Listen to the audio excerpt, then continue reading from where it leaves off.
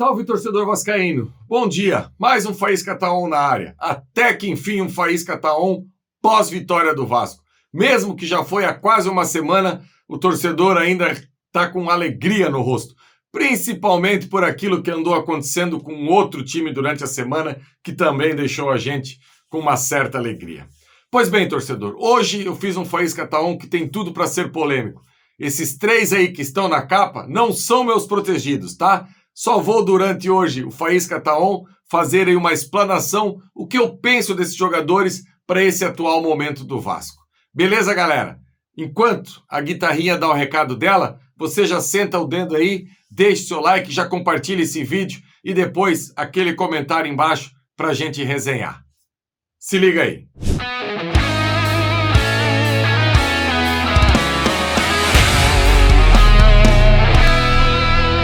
Então, torcedor vascaíno, até que enfim a gente inicia aqui uma resenha no Faísca Tá On depois de uma vitória. Mesmo que há 6 dias, que já foi aí no último domingo, a vitória que o Vasco teve contra o Grêmio, mas graças a Deus o torcedor conseguiu aí ter uma semana mais leve.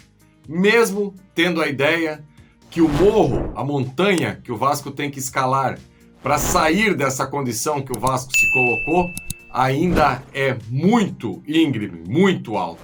O Vasco vai precisar fazer uma remontada daquelas nesse Campeonato Brasileiro da Série A para conseguir aí esse milagre de não cair. E eu hoje, torcedor, fiz questão de colocar esses 3 jogadores aí na capa do Faísca Tá On apenas para uma reflexão. E quando eu falo de alguns jogadores do Vasco, parece que a gente fala de verdades absolutas. E antes de eu começar a analisar aqui individualmente Gabriel Peck, Zé Gabriel e também o Robson Bambu, eu quero dizer para você, torcedor, que como analista, como comentarista, só consigo fazer análise em cima do jogador de 90 em 90 minutos. E daí você vai somatizando isso e aos poucos você vai conseguindo tirar uma opinião melhor, mais embasada. Agora, isso não quer dizer que alguém que você acha que é um bom jogador, se tiver uma jornada infeliz, eu vou falar que esse jogador não foi bem. E quando tiver um jogador que eu não admire tanto e que eu acho que não possa fazer parte do elenco do Vasco, se esse jogador for bem numa partida, eu serei o primeiro a vir elogiar esse jogador. Pois bem, o Gabriel Peck já é algo recorrente em todas as nossas rodas aí de torcedores vascaínos e grupos de WhatsApp. Eu vou colocar aí na tela os números do Gabriel Peck nesse ano de 2023. Como vocês podem observar, desse elenco do Vasco, 29 jogos, ele é o jogador com mais participações em gols, ou seja, 9 gols e 3 assistências. E se você olhar aí em outros quesitos do Gabriel Peck, principalmente tem algo que chama muita atenção, que são as roubadas de bola. E daí você começa a perceber o porquê que o Vasco troca de técnico e o Gabriel Peck sempre consegue um lugar na equipe titular.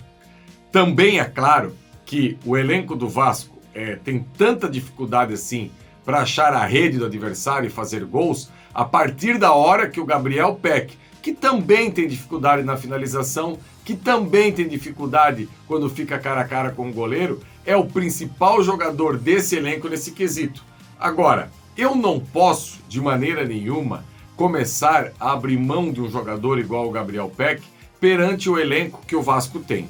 Já falei aqui em outras oportunidades que o Gabriel Peck é um jogador que já era, inclusive, para estar no processo acima do que ele apresenta hoje. Só que dentro daquilo que a gente tem disponível, ele é um jogador que joga e vai continuar jogando por um bom tempo, até que o Vasco consiga ir ao mercado ou que surja alguém da base que consiga ultrapassar o Peck. Eu torço particularmente que ele possa continuar nessa batida ter essa evolução, porque parece ser um menino muito do bem mesmo, um menino aí muito dedicado, não é marrento. A gente vê as questões aí das interações dele com a sua fé na rede social, também com as crianças, a Vasco TV todo momento aí fazendo algum tipo de ativação com o Gabriel Peck. Então eu espero que ele possa ter uma carreira longa e de muito sucesso. Outro jogador que eu quero trazer para o debate aqui é o Zé Gabriel. O Zé Gabriel, eu só vou recordar aqui o torcedor vascaíno que por que surgiu o nome de Zé Delivery, e o torcedor vascaíno comprou essa ideia do Zé Delivery. E olha, que nos últimos anos o torcedor vascaíno está tão machucado, tão sofrido, que quando chega um jogador de uma outra equipe, a primeira coisa que o torcedor vascaíno faz é tentar pegar pontos negativos desse jogador, abraça como uma verdade absoluta e faça o que for dentro de campo, dificilmente esse jogador vai ter o carinho do torcedor do Vasco. E eu aqui não quero ser analista de torcida, não quero criticar o torcedor, eu acho que cada um tem o direito de analisar o futebol da maneira que bem entender. A única coisa é propor o debate para entender, será que o Zé Gabriel é essa draga toda? Pois bem, voltando à origem do apelido do Zé Delivery, lá no Internacional, que inclusive está com o mesmo técnico que gostava muito do Zé Gabriel lá, que é o Cudê, Eduardo Cudê, que voltou para o Internacional e essa semana inclusive eliminou o River Plate aí da Libertadores da América, o Cudê tira o Zé Gabriel de volante e coloca o Zé Gabriel para fazer a função de zagueiro. E é titularíssimo com o Cudê no Internacional de zagueiro. Só que o Zé Gabriel, ele tem uma autoconfiança que às vezes joga contra ele. É nítido e se percebe que o Zé Gabriel, na maioria das oportunidades, nas suas ações com a bola, às vezes tenta algo inimaginável para aquilo que a técnica dele permite. Eu vou dar um exemplo para o torcedor. Lembra do jogo contra o Ituano, no nosso acesso? É óbvio que todo torcedor vascaíno lembra.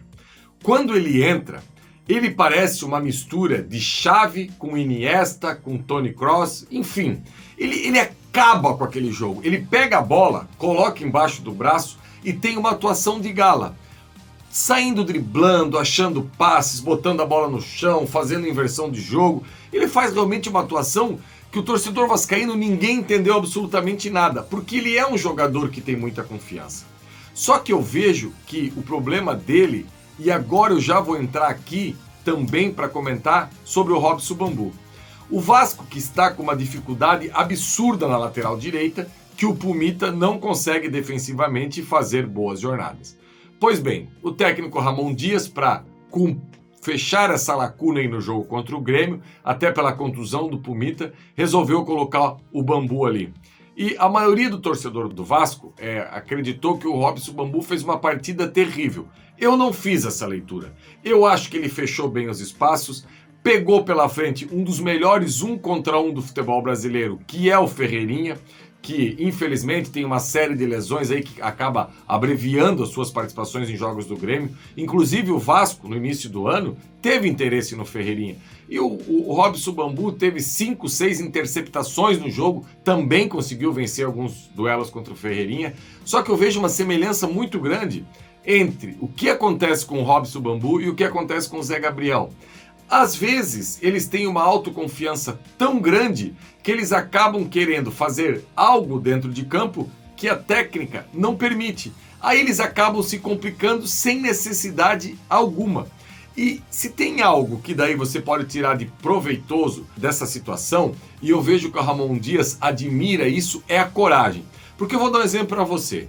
No jogo contra o Grêmio, se a gente perceber, o Robson Bambu se lançou mais ao ataque do que o Piton. Ou seja, quando tinha campo, é um jogador corajoso, um jogador que vai para cima.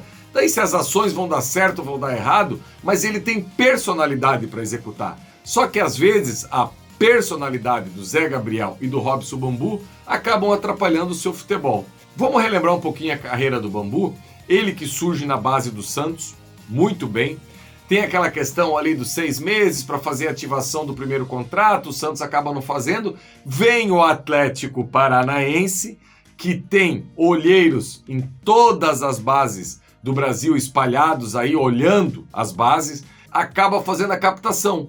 meio como foi com a história do Vitor Roque no Cruzeiro. Não estou comparando jogadores, não tem nada a ver a técnica, a qualidade do Robson Bambu com o Vitor Roque, mas apenas para ter um parâmetro. E olha, o Atlético Paranaense faz essa captação, ele é campeão da Copa do Brasil com o Atlético Paranaense como titular, fazendo boas partidas.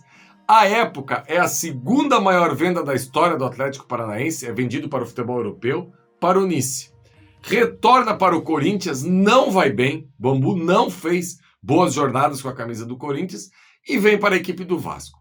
Aí vem um detalhe que acaba me deixando assim com a pulga atrás da orelha em relação a outro jogador do Vasco. Não podemos esquecer que o Robson Bambu perde a titularidade para o Capasso na 8ª rodada do Campeonato Brasileiro da Série A. Ou seja, o Barbieri coloca o Capasso naqueles jogos ali contra o Flamengo, o Capasso acaba tendo atuações que comprometeram, não teve jeito, saiu jogando, perdeu, fez pênalti que não tinha necessidade, enfim, oscilou bastante. Só que no jogo contra o São Paulo, o Bambu também brincou de errar, brincou de fazer algo que não deveria e depois acabou perdendo a titularidade. Inclusive, estava lá escanteado. Aí chega o Ramon Dias, com um pouco de trabalho, já começa a perceber qualidades no Robson Bambu e já coloca ele na equipe titular novamente. Inclusive, quando a gente pega a escalação do jogo contra o Grêmio no último domingo, no pré-jogo, todo mundo fica olhando e fica, meu Deus, que escalação é essa? Serão 3 zagueiros, o Paulinho vai ser ala, o Robson vai ser lateral direito, vai jogar de zagueiro, o Medel, como é que vai se comportar? Vai ser um líbero? E não, era uma linha de 4 ali com o Robson fazendo a função de lateral e muitas vezes, quando eu falei anteriormente, acabou apoiando, acabou indo ao ataque. Então, torcedor, a minha resenha por aqui hoje basicamente é a seguinte: não dá pra gente sair descartando esses jogadores do elenco do Vasco enquanto a gente não tiver um elenco mais robusto. E parece que para o Campeonato Brasileiro e para esse segundo turno, a gente vai precisar desses caras. E se o Ramon Dias, que está no dia a dia lá do Vasco, que está vendo o treinamento, a evolução, confia nesses caras, será que a gente não devia dar um voto de confiança? Principalmente aqui para esses 3 jogadores aqui, que provavelmente serão titulares mais uma vez no jogo de depois de amanhã contra a equipe do RB Bragantino? Eu faço essa pergunta para você, porque assim, será que o Ramon Dias não entende nada de bola então? Tá inventando esses caras lá? Por exemplo, o Vasco joga contra o Grêmio, uma equipe que se caracteriza muito historicamente com o Renato Gaúcho no comando, por ser uma equipe que marca muitos gols. E com esses caras dentro de campo, a gente conseguiu estancar isso. Claro que houve aí algumas defesas do Léo Jardim espetaculares durante a partida, ok, mas eles fazem parte desse contexto, desse conjunto. Não é o Robson Bambu, não é o jogador dos meus sonhos no Vasco. O Zé Gabriel passa longe de ser o jogador dos meus sonhos no Vasco. O Peck, aquilo que eu já falei 1000 vezes, vou repetir 1001. Ah, se a gente pudesse separar 11 bons jogadores e o Peck ficar como uma opção no banco. Só que o momento do Vasco não é para isso. Então, torcedor, hoje a minha resenha é por aqui. Vamos assistir o jogo contra o RB Bragantino sem aquela memória de querer já descer a lenha nesses jogadores? Vamos tentar assistir o jogo para analisar ali os 90 minutos, o que eles fizeram dentro de campo.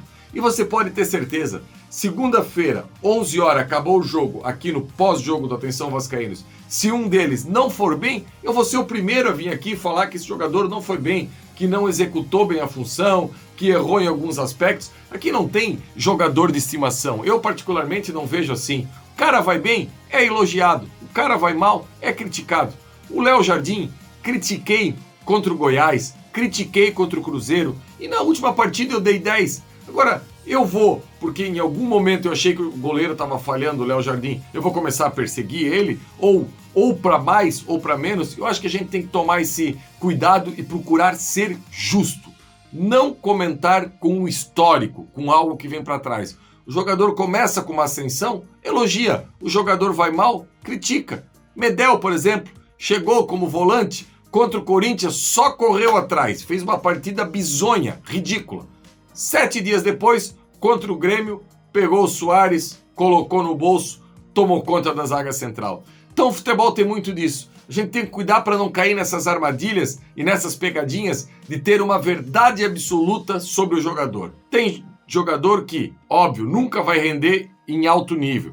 Tem jogador que dificilmente vai entregar uma partida abaixo daquilo que ele sempre faz. Só que nesse atual momento do Vasco, a gente precisa e muito desses caras. Então eu acho que é o momento da gente ter um pouquinho mais de calma, de frieza e analisar e torcer muito para que o Ramon Dias possa dar um conjunto, ter algo de positivo aí, que a gente continua nessa jornada. Beleza, galera? Vou pedir para você aí, deixe seu like, compartilhe esse vídeo. Se você acha que o Jean Faísca foi mal demais no Faísca Taon, não tem problema. Desce a lenha no comentário aí debaixo. Volto a falar, nenhum dos três são jogadores do meu time do sonho do Vasco. Longe disso. Agora, se estão no elenco e o Ramon Dias confia nos caras, vamos devagarinho, um pouquinho de carinho também para fazer o futebol dessa galera crescer. Tamo junto. Amanhã a gente se encontra aqui. Amanhã não, desculpa. Segunda-feira, no pré-jogo contra a equipe do Bragantino. 20h15, 8h15 da noite a gente vai estar aqui, que 9 horas aí a bola rola lá em Bragança Paulista. Abraço, galera! Levantamento para Roberto Dinamite, sozinho! Atenção, vai enfiar! Gol!